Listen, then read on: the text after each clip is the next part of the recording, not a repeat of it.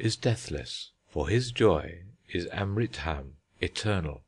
This it is in us which makes us sceptical of death, even when the fact of death cannot be doubted. In reconcilement of this contradiction in us, we come to the truth that in the dualism of death and life there is a harmony. We know that the life of a soul, which is finite in its expression and infinite in its principle, must go through the portals of death in its journey to realize the infinite. It is death which is monistic, it has no life in it. But life is dualistic, it has an appearance as well as truth, and death is that appearance, that Maya, which is an inseparable companion to life. Our self, to live, must go through a continual change and growth of form, which may be termed a continual death and a continual life, going on at the same time.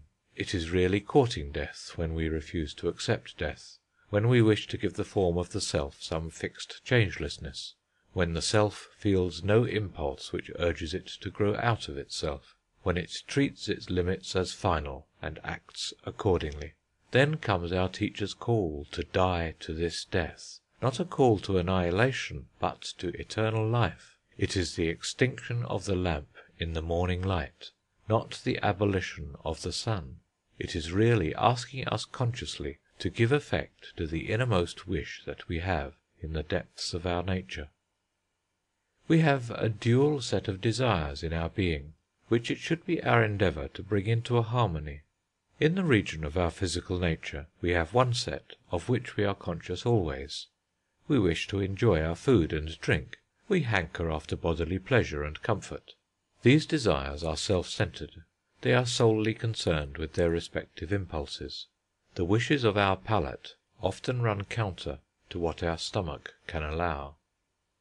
But we have another set, which is the desire of our physical system as a whole, of which we are usually unconscious. It is the wish for health. This is always doing its work, mending and repairing, making new adjustments in cases of accident, and skilfully restoring the balance wherever disturbed. It has no concern with the fulfilment of our immediate bodily desires, but it goes beyond the present time. It is the principle of our physical wholeness. It links our life with its past and its future, and maintains the unity of its parts. He who is wise knows it, and makes his other physical wishes harmonize with it. We have a greater body, which is the social body. Society is an organism, of which we as parts have our individual wishes. We want our own pleasure and license. We want to pay less and gain more than anybody else. This causes scramblings and fights. But there is that other wish in us which does its work in the depths of the social being.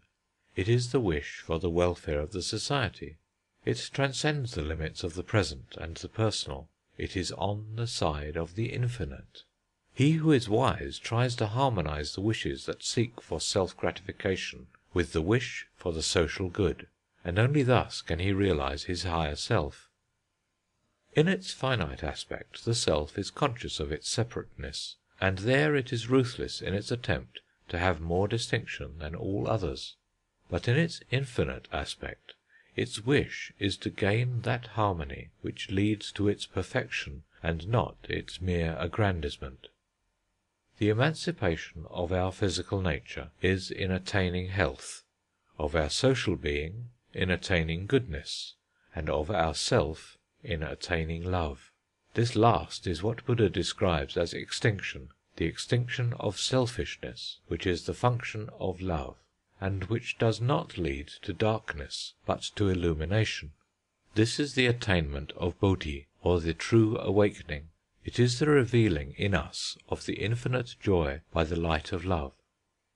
The passage of our self is through its selfhood, which is independent, to its attainment of soul, which is harmonious.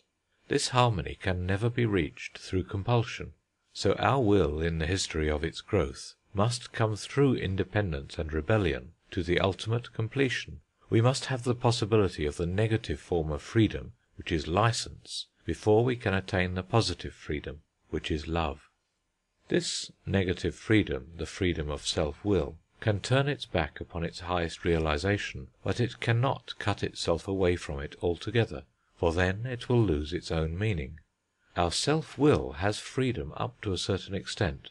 It can know what it is to break away from the path, but it cannot continue in that direction indefinitely, for we are finite on our negative side. We must come to an end in our evil doing, in our career of discord, for evil is not infinite, and discord cannot be an end in itself. Our will has freedom, in order that it may find out that its true course is towards goodness and love. For goodness and love are infinite, and only in the infinite is the perfect realization of freedom possible. So our will can be free, not towards the limitation of ourself, not where it is maya and negation, but towards the unlimited, where is truth and love. Our freedom cannot go against its own principle of freedom and yet be free. It cannot commit suicide and yet live. We cannot say that we should have infinite freedom to fetter ourselves, for the fettering ends the freedom. So in the freedom of our will we have the same dualism of appearance and truth.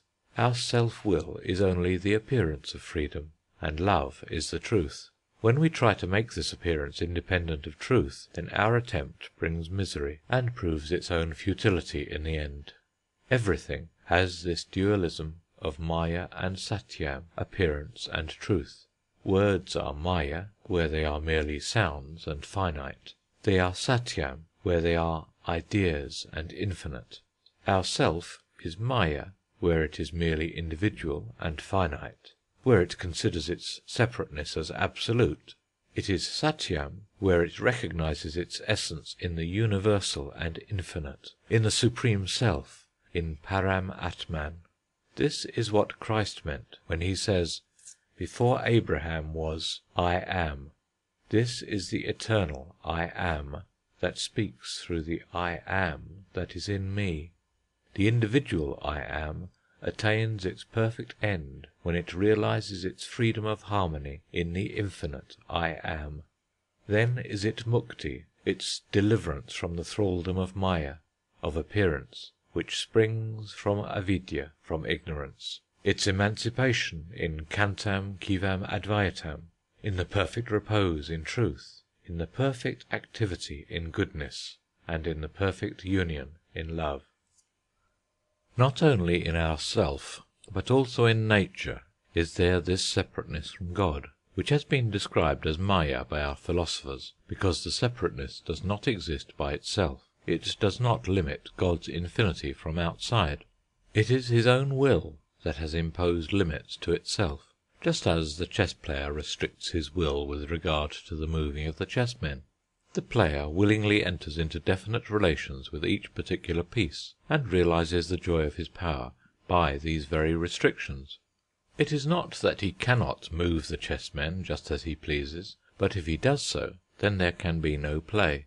If God assumes his role of omnipotence, then his creation is at an end, and his power loses all its meaning. For power to be a power must act within limits.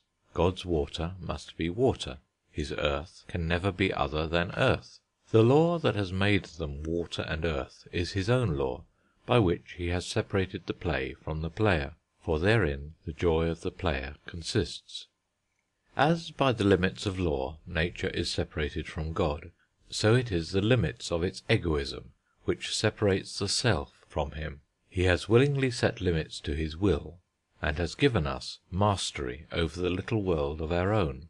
It is like a father's settling upon his son some allowance within the limit of which he is free to do what he likes.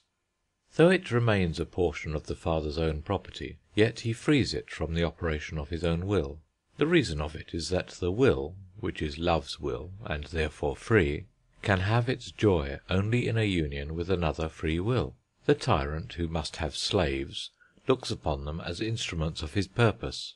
It is the consciousness of his own necessity which makes him crush the will out of them, to make his self-interest absolutely secure.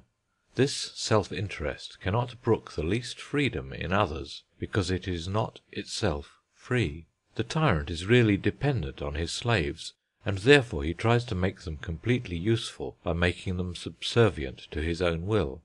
But a lover must have two wills for the realisation